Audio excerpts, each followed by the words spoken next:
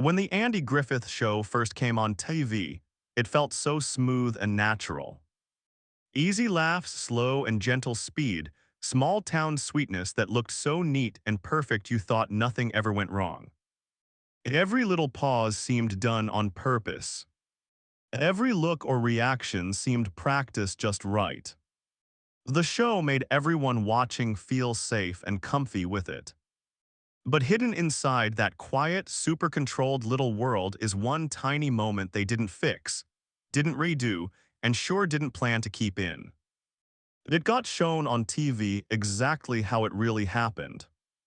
So how did this funny mistake get past the editors, the bosses, and years of people watching it again? And why do almost all fans still never spot it? Let's slow everything way down and really look close. The show started because Griffith was having a tough time on Broadway.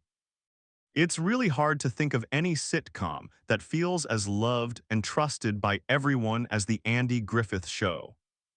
It took place in a peaceful made-up town called Mayberry, North Carolina. It followed Sheriff Andy Taylor, steady, patient, and smart in a quiet way, as he raised his little boy Opie and kept things calm in a town that almost never meant to be bad, even when folks messed up.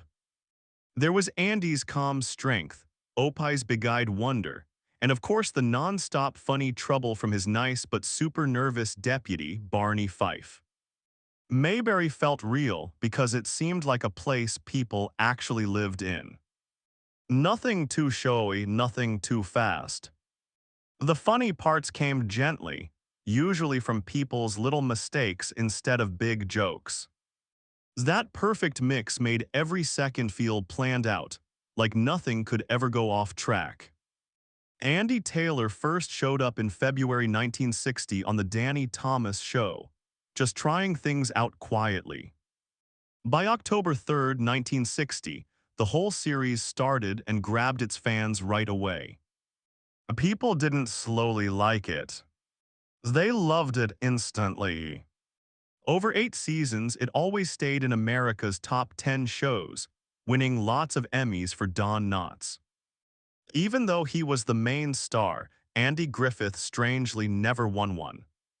The spin-offs came after Gomer Pyle, USMC, Mayberry RFD, and even many years later, the original show still plays over and over in reruns. Its good name stayed strong, and its spot in TV history almost never gets argued about. What makes the success even cooler is how close it came to never existing at all. Before Mayberry, Griffith wasn't known for sitcoms. He began as a guy telling funny stories on stage, got to Broadway, and even got a Tony nomination. Then Hollywood came calling, and for a bit it looked really good. He starred in A Face in the Crowd, then did No Time for Sergeants with Knots. But as the 1950s ended, his career slowed down. Jobs got fewer, the future got fuzzy. That unsure feeling is what created the Andy Griffith Show.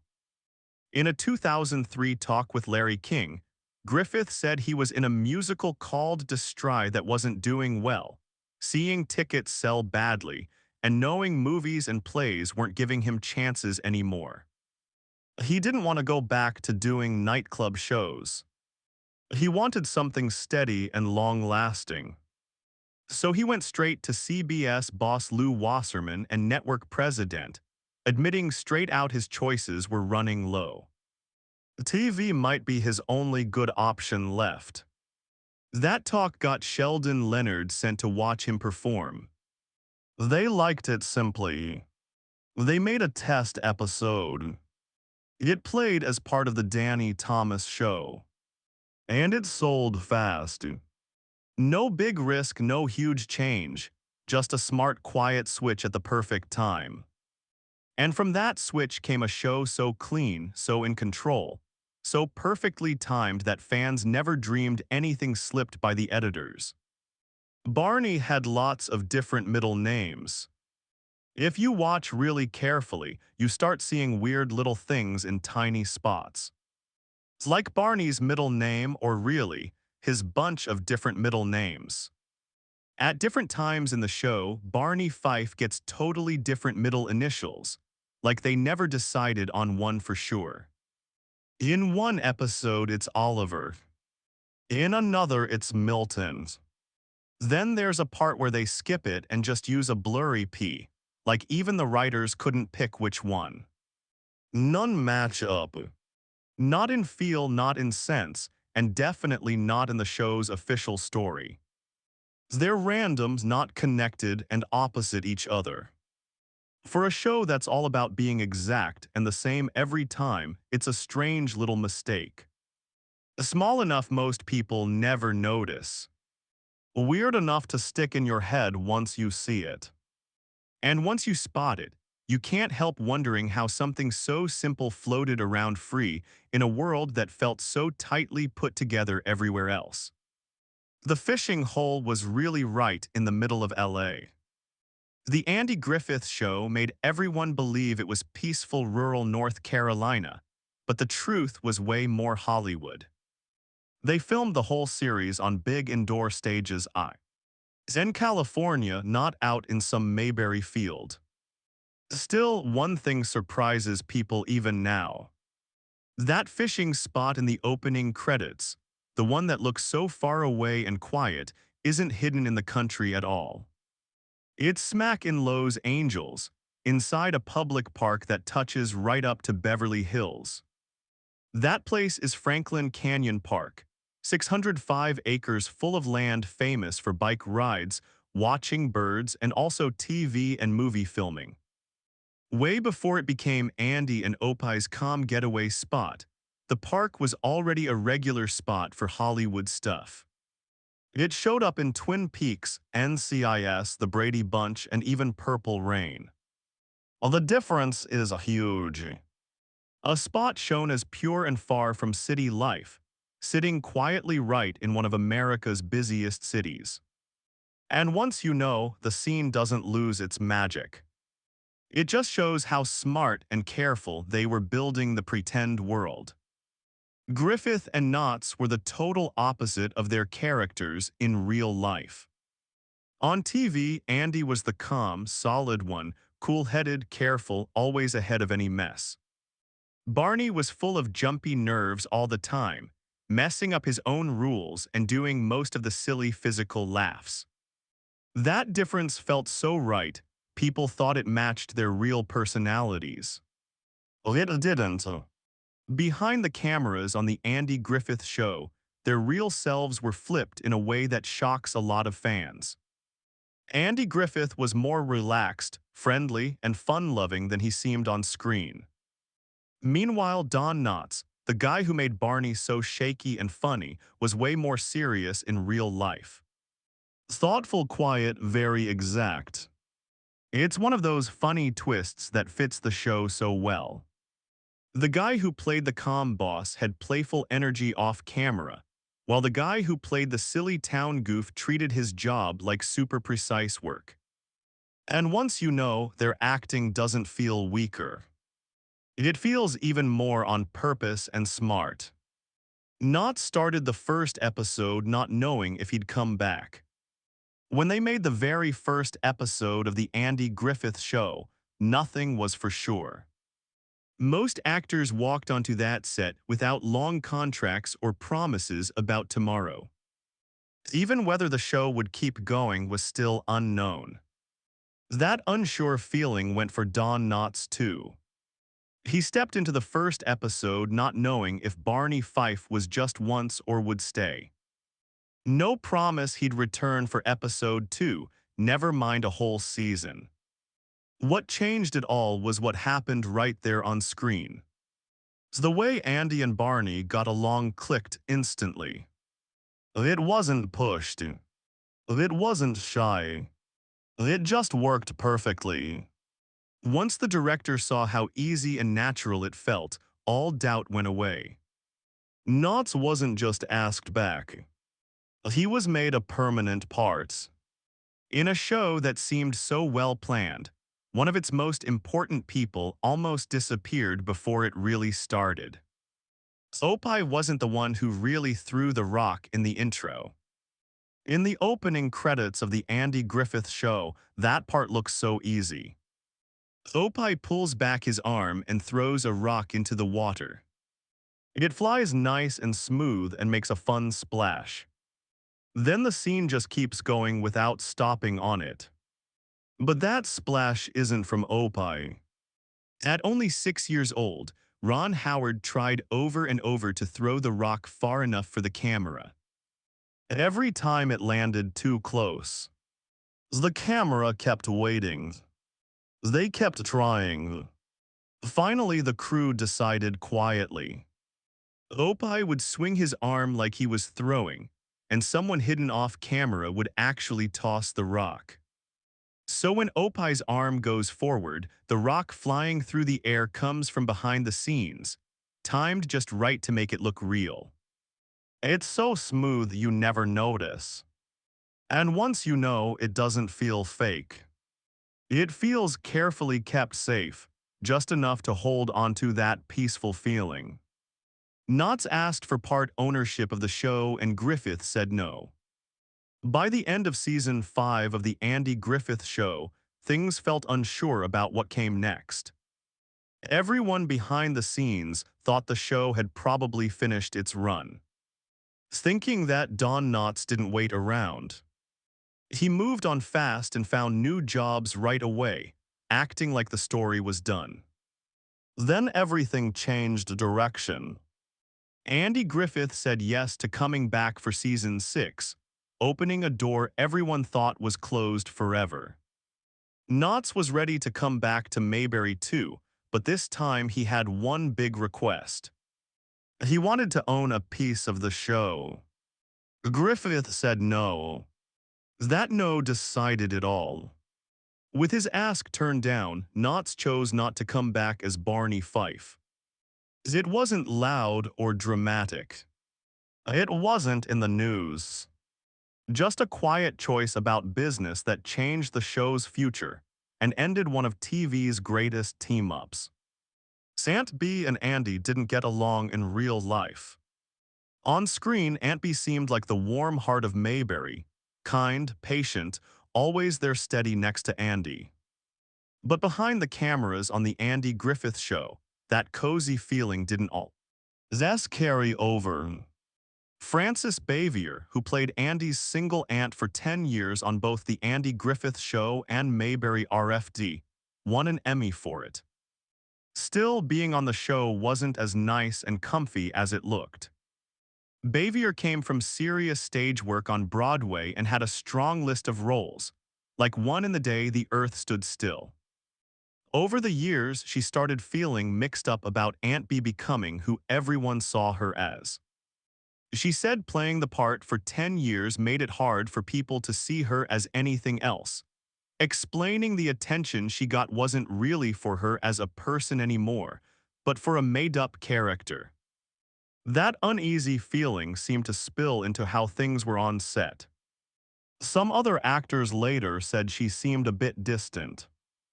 Ken Barry, who worked with her on Mayberry RFD, remembered her nicely, saying she was kind and sweet. But Andy Griffith was more honest. He said straight out there was just something about him she didn't like. A little distance that never really went away. Still, things with Aunt Bee weren't all bad. After she stopped acting, Bavier picked Siler City, North Carolina to live in, just minutes from Mount Airy, the real town that gave ideas for Mayberry.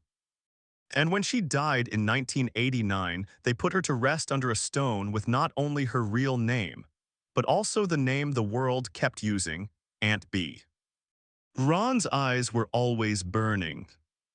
Being a kid working on a busy TV set wasn't fun or easy. It meant super long days, grown-up rules, and figuring out how to fit in a place made for adults.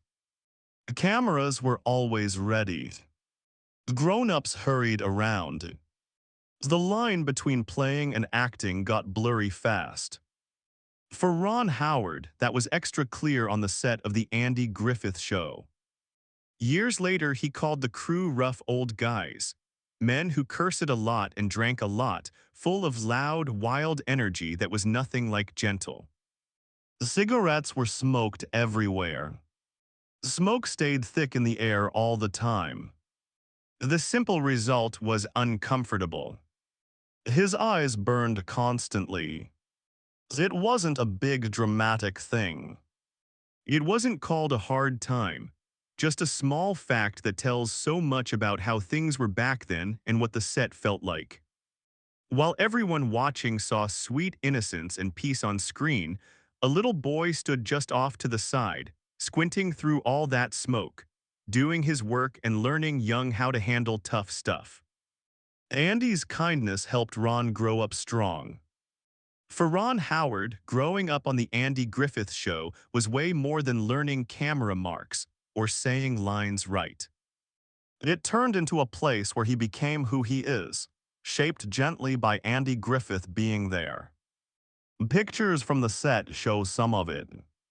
The closeness looks real and easy, deeper than just actors in the same shot. Over time, Griffith became more than a co-star. He turned into a steady dad-like person, giving advice and making sure Ron felt okay while growing up in a world most kids never see. Griffith knew early how strange that world was for a child and made sure to help Ron's real family, keeping things normal and not too much. Ron said later that while some kid actors hate acting, he never did. He felt good there. He got how it all worked. It was a place where he knew he was doing great. And behind that good feeling was someone quietly making sure he always had space to be a kid and grow. There really was a second Andy Griffith Show. There came a time when Andy Griffith left the Andy Griffith Show right when it was super popular. In 1968, with the show sitting as #1 in America, Griffith decided to step away. The reason was simple and a little worried. He didn't want to be stuck playing Andy Taylor forever, doing the same kind of Southern guy over and over. So when he came back to TV in 1970, he switched big time. The headmaster put him as the boss of a fancy California private school. No sheriff, no little town, no wise porch talks. But fans didn't come along. After CBS showed the 14 episodes they already had, they canceled it. Then came another try. Next was the new Andy Griffith Show. Griffith was back in North Carolina again, but not Mayberry. This time the town was Greenwood. Well, he wasn't a sheriff. He was Andy Sawyer, a stand-in mayor, married, folksy in a bigger way, in a town way larger than before. The show said it wasn't a comeback of the old one, but the similarities were easy to see. George Lindsay and Paul Hartman played their old characters again openly. Don Knotts even showed up as a guy without a name who felt way too much like Barney Fife, different in words, but same in every other way. The first episode in January 1971 got lots of interest. Then the ratings dropped. CBS was changing what kind of shows they wanted, and this one didn't match. After only 10 episodes, it was over. Griffith spent the next years doing TV movies and guest parts on shows like Hawaii Five-0 and The Mod Squad. It wasn't until 1986 that he became a big TV star again. This time as lawyer Ben Matlock on Matlock. He tried hard to get away from Mayberry's. He even went back to something like it with a new name. But it took almost 20 years before he found another role that let him shine just as bright without Mayberry. The Shattered Glass. Part of why people loved the Andy Griffith Show was how smooth and perfect everything looked. Mayberry moved calm and sure, like nothing ever went wrong off camera. But sometimes old TV shows let you see the little mistakes, and one moment especially shows it. In the episode called The Big House, Barney is teaching Gomer how to pull his gun the right way, all proud and serious. He's sure he's turning Gomer into a pro. Gomer, wanting to do good, steps up and tries it right in front of Andy. That's when it goes wrong. The gun move messes up, and a glass on the shelf behind them breaks with a crash. It's quick, real, and clear. The kind of oops that feels too true to be on purpose. Then the camera switches away fast. When it comes back, the shelf looks perfect again. No broken glass, no mess, nothing. The moment fixes itself like the break never happened. It's a super quick mistake you can miss if you blink. But once you see it, you can't stop seeing it. A little reminder that even in a show full of calm perfection, things didn't always stay matching. And in Mayberry, somehow even smashed glass could fix itself between camera shots. Floyd's glasses. For a show that loved calm and order, the Andy Griffith Show had some times when matching details got lost. One of the easiest to spot happens in Season 4's episode The Rumor, right on Floyd's face. In one shot, he's wearing one kind of glasses. Then the camera changes. When it comes back, the glasses are totally different. It's the same moment, same talk, but different glasses. It looks like they switched themselves between camera angles. It's quiet, but once you notice, you can't miss it anymore.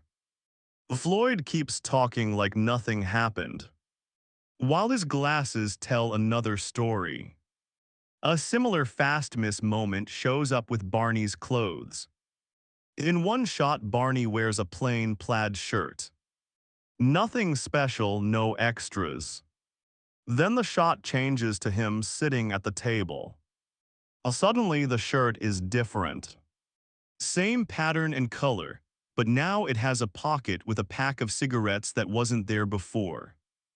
It changes with no one saying anything, no pause, no reason. Barney didn't have time to change. The scene doesn't start over, it just happens.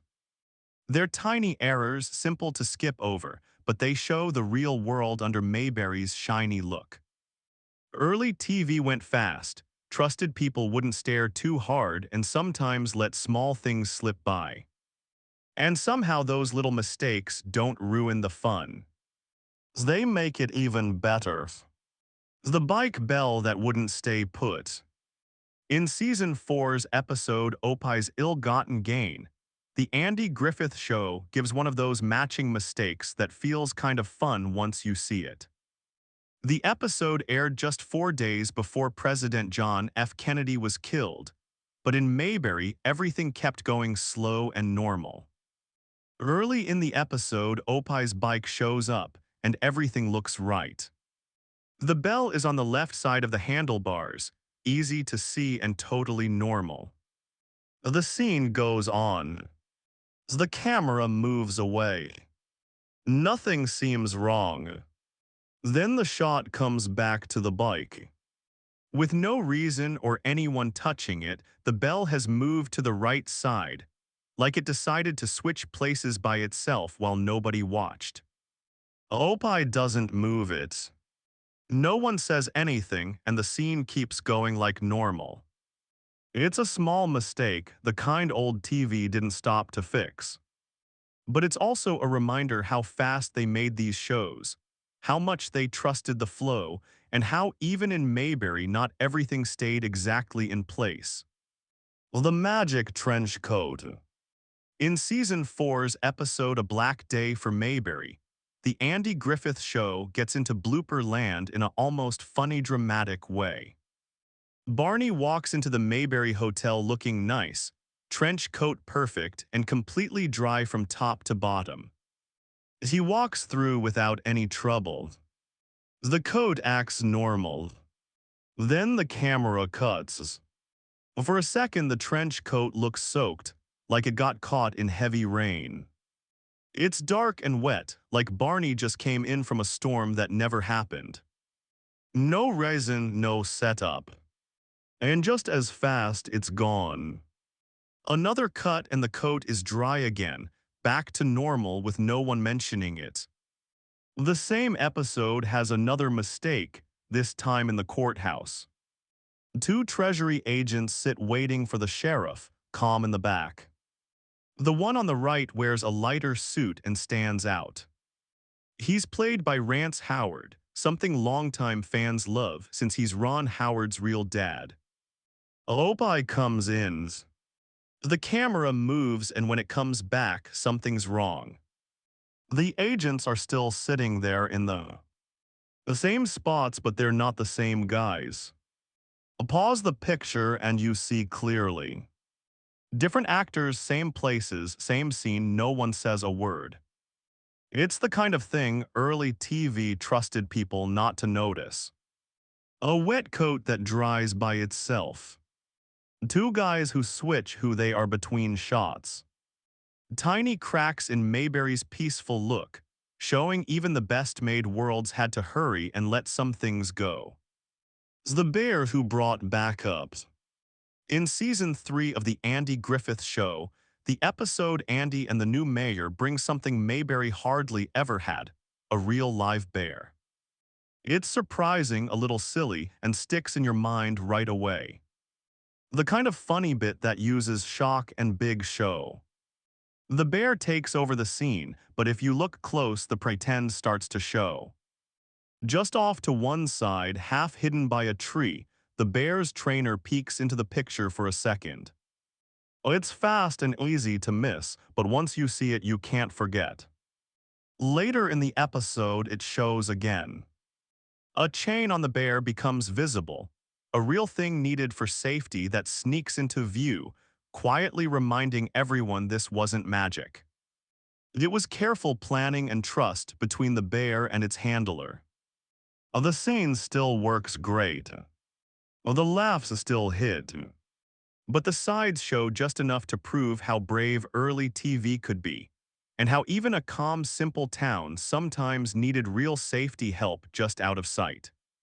It's the window that led nowheres. In the early seasons of the Andy Griffith Show, Mayberry's town setup looks strong and right, at least when you first look. From outside the sheriff's office, everything seems in place. There's a door in the middle, and right to the left a window you can clearly see on the outside wall. Then the scene goes inside the office. Once you're in there, that window is missing. No glass, no frame, no sign it was ever there. The inside walls show a totally different story, one that doesn't match what the outside just showed. It's a small mix-up, but it sticks with you once you notice. Later, the people making the show caught it too. They fixed it in later seasons, bringing back the right layout to Mayberry. The change wasn't big or showy. It didn't call attention. It just made the town match again. Even so, that missing window stays one of those early odd things that reminds you Mayberry got built bit by bit, sometimes showing its rough edges before it all fit perfect. A legendary farewell. When the Andy Griffith Show ended for good, it didn't go out soft or weak. It finished right at the very top where every show dreams of being. The series ended as the #1 show on TV. A super rare win that puts it in a tiny group with only I Love Lucy and Seinfeld. No dropping ratings, no losing fans, no feeling the fun was gone. Even then, the ending had one last quiet surprise. Even though A Girl for Goober was the last one they filmed, it wasn't the last one shown. That honor went to Mayberry R.F.D., an episode made to gently start the spin-off instead of slamming the door shut, a little hint that TV endings are often more about plans than feelings. Still, it felt big and important. Reporters from all kinds of places came to the set to watch the end, knowing they were seeing something special. According to the book Andy and Dawn by Daniel DeVissey, Andy Griffith said hi to the reporters nicely, but didn't talk much. He said the morning felt strange, like it had the same heavy feeling he had 3 years before when Don Knotts left. One reporter said the cast and crew looked like they'd just run 1,000 miles. Tired in that deep way only long stories leave you. Griffith himself seemed caught in unsure thoughts, quietly asking out loud what he'd do the next week. For Ron Howard at least, things were easier. Still a kid, he went back to regular school in Burbank that Monday to finish learning, stepping into a normal life far from Mayberry. Around 4:00 that afternoon they shot the very last scene. TV Guide wrote about it carefully, saying Sheriff Andy Taylor stood dark against the fake jail cell on Stage 1 at Desilu Studios, with a 6-point silver star pinned on the left side of his gabardine uniform. Griffith had trouble staying in character while saying the last line he'd ever do for the show, a simple question to Goober about a girl, asking if he'd see her again. Then the cameras turned off, the lights went out, and Andy Griffith stopped being Mayberry's sheriff. He walked off the stage and took off the badge, a quiet move that carried 8 whole years of weight. That night, 251 people came to a wrap party at Griffith's place in Toluca Lake. When he finally talked, he kept it short, with tears coming as emotion hit. He told them it had been really good, the best 8 years of his life, and said he'd see them again. It's the nicest goodbye TV can give, a show walking away while everyone still loved it, still watched, still believe. Day in its world. Mayberry didn't hang around too long. It just stopped whole and perfect, leaving that rare feeling of something ending right when it was supposed to. Did you notice any other bloopers in the Andy Griffith show? Let us know in the comments below. Don't forget to like, share, and subscribe. Also, click the next video on your screen. You will enjoy it.